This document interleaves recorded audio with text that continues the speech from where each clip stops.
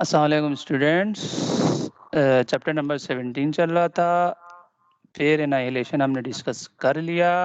अब इसका reverse process यानी पेयर प्रोडक्शन हमें आज डिस्कस करना है।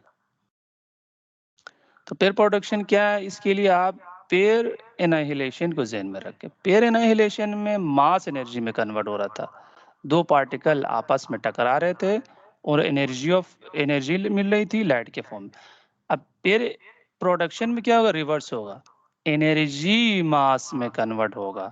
यानी एक लाइट एनर्जी लाइट के फॉर्म में आ जाएगी और वो एनर्जी दो पार्टिकल में कन्वर्ट होगा और वो दो पार्टिकल है इलेक्ट्रॉन एंड पॉजिट्रॉन। अब ये सब होगा, एक्सपेरिमेंट्स में देखा गया है कि ये प्रोसेस हेवी न्यूक्लियस के करीब होता है। यानी जब कोई हाई एनर्जी लाइट रे हेवी न्यूक्लियस के करीब में से पास होता है तो वो एनर्जी मास में कन्वर्ट होता है। इस प्रोसेस को हम नाम देते हैं पेयर प्रोडक्शन, क्योंकि यहाँ पे आपको एक पेयर मिल रहा है, इलेक्ट्रॉन पॉजिट्रॉन का पेयर मिल रहा है। तो यूं डिफाइन कर सकते हैं, फिर जितनी भी बातें मैंने की उसको डेफिनेशन में डाल देते हैं। Conversion of high energy photon, जिसको हम गामा रे कहते हैं, into electron positron pair in presence of heavy nucleus, इसको कहते हैं पेयर प्रोडक्शन। अब जैसे पेयर एनाहिलेशन में हमने कहा था कि ये जो प्रोसेस है कुछ लॉस को फॉलो कर रहा है, वो वाला प्रोसेस, तो ये भी कुछ लॉस को फॉलो करेगा। उसमें से एक लॉ है law of conservation of energy.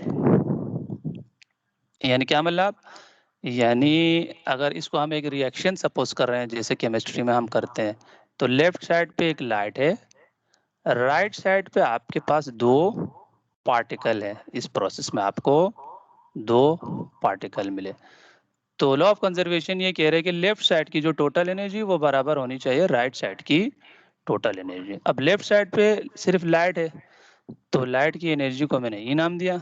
अब राइट साइड पे दो पार्टिकल है, इलेक्ट्रॉन ई माइनस से शो किया, पॉजिट्रॉन ई प्लस से शो किया, तो राइट साइड का टोटल एनर्जी होगा energy of electron plus energy of positron. ठीक है। अब यहाँ से आगे मेरे ख्याल में ज़्यादा एक्सप्लेनेशन की ज़रूरत नहीं है, बिल्कुल सेम है। आपने law of conservation of energy लगाया और इस प्रोसेस के लिए एक इक्वेशन फाइंड किया जो कि कैलकुलेशन और न्यूमेरिकल्स में काम आएगा। लेकिन आगे एक और काम भी करना है जो कि पेयर एनाहिलेशन में भी किया था। वो क्या है, इस इक्वेशन को थोड़ा सा सिंपलीफाई करना है। सिंपलीफाई करने का मतलब है यानी इस इक्वेशन को दूसरे क्वांटिटीज के फॉर्म में कन्वर्ट करना है। आप कैसे कन्वर्ट कर सकते हैं, इसके लिए आप इस इक्वेशन को खोलो। एनर्जी ऑफ इलेक्ट्रॉन को आप यूं लिख सकते हैं, rest energy of electron plus kinetic energy of electron, क्योंकि हमने कहा था इलेक्ट्रॉन जब रेस्ट में होता है उसकी एनर्जी को हम ई नॉट नाम देते हैं, जब मूव करे तो उस पर काइनेटिक एनर्जी इजाफा हो जाएगा। तो यहाँ पर इलेक्ट्रॉन की टोटल एनर्जी क्या होगी, rest energy plus kinetic energy according to Einstein. ये क्वेश्चन हमने खोल दिया। इसको भी इसी तरीके से खोलते हैं, टोटल एनर्जी ऑफ पॉजिट्रॉन होगा rest energy plus kinetic energy. फिर आगे हमने डिस्कस किया था पेयर एनाहिलेशन में, रेस्ट एनर्जी खुद किसके बराबर होता है बेटा, एम नॉट सी स्क्वायर। अब मजीद में एक्सप्लेन नहीं करूंगा क्योंकि कर चुका हूँ। और इसका भी रेस्ट एनर्जी क्या होगा, पॉजिट्रॉन का भी एम नॉट सी स्क्वायर, क्योंकि हमने कहा था इलेक्ट्रॉन और पॉजिट्रॉन के मास बराबर होता है, इसलिए दोनों में एम नॉट रखा, बाकी सी तो कांस्टेंट है, स्पीड ऑफ लाइट दोनों के लिए सेम होगा। तो एम नॉट सी स्क्वायर लिख दिया। आगे काइनेटिक एनर्जी को एक साथ लिख दिया, kinetic energy of electron, kinetic energy of positron. अब इसको सिंपलीफाई करते हैं तो ये आपके पास आएगा 2 m naught c square plus kinetic energy of electron plus kinetic energy of positron. बाकी ये तो आपको पता है, लाइट की एनर्जी फ्रीक्वेंसी पर डिपेंड करता है, डायरेक्टली प्रोपोर्शनल है, तो फ्रीक्वेंसी हमने लिख दिया और H कांस्टेंट ऑफ प्रोपोर्शनलिटी है, तो एनर्जी ऑफ लाइट हो जाएगी H इंटू एफ। ये आपके पास आया कंजर्वेशन ऑफ एनर्जी का फाइनल इक्वेशन। तो इन शॉर्ट पेयर प्रोडक्शन क्या है बेटा? एक ऐसा प्रोसेस है जिसमें एनर्जी किसमें कन्वर्ट हो रहा है बेटा? मास में कन्वर्ट हो रहा है। थोड़ा अगर डिटेल बताना चाहें, एनर्जी लाइट के फॉर्म में होगा और वो कन्वर्ट हो जाएगा दो पार्टिकल के फॉर्म में, जिसको हम कहते हैं यानी मास में कन्वर्ट हो जाएगा। तो एनर्जी मास में कन्वर्ट हो रहा है। इस प्रोसेस में law of conservation of energy valid है। उस इक्वेशन इस लॉ को अप्लाई करके हमने एक इक्वेशन फाइंड किया जो कि आगे काम आएगा। ठीक है बेटा?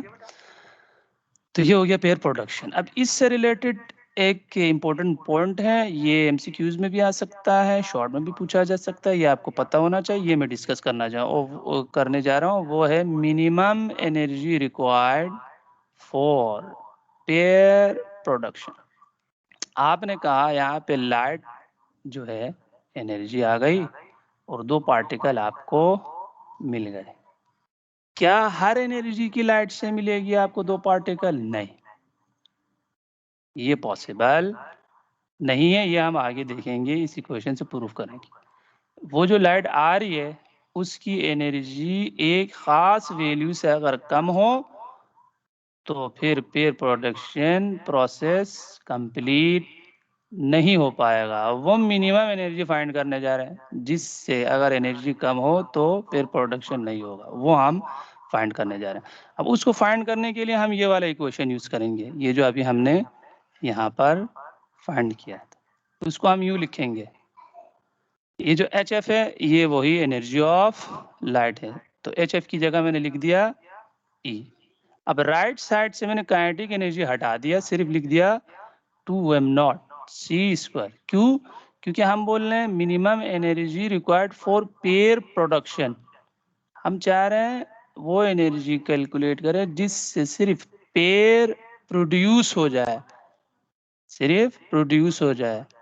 उसमें काइनेटिक एनर्जी तो बात की बात है, हाँ, सिर्फ प्रोडक्शन का एनर्जी हमें निकालना है। यानी यूं समझ लो कि लाइट आ गई और लाइट रेज आ गई और आपको दो पार्टिकल मिले और वो दो पार्टिकल रेस्ट में हैं, बस सिर्फ प्रोड्यूस करना है, काइनेटिक एनर्जी नहीं देना है।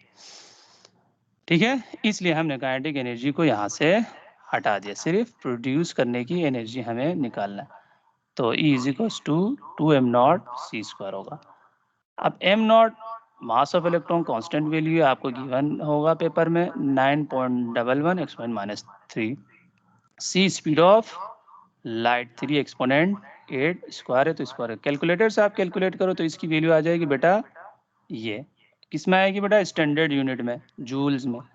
अब ज्यादातर न्यूक्लियर प्रोसेस में हम इलेक्ट्रॉन वोल्ट यूज करते हैं, तो इस यूनिट को आप कन्वर्ट करो इलेक्ट्रॉन वोल्ट में। जूल्स में तो आ गया, इलेक्ट्रॉन वोल्ट में भी निकाल के रखते हैं तो बहुत काम आएगा, क्योंकि ज्यादातर हम इलेक्ट्रॉन वोल्ट में काम करते हैं। अब कैसे कन्वर्ट करेंगे ये मैं पहले बता चुका हूँ आपको।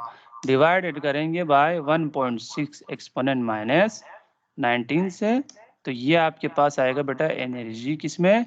इलेक्ट्रॉन वोल्ट में। अब एक्सपोनेंट 6 में आ रहा है, एक्सपोनेंट 6 की जगह आप क्या लिख सकते हैं? मेगा। मेगा का मतलब होता है एक्सपोनेंट 6। ये आपके पास आया वो एनर्जी, कम से कम एनर्जी जिस पे ये दो पेयर प्रोड्यूस हो सकते हैं, 1.02 मेगा इलेक्ट्रॉन वोल्ट।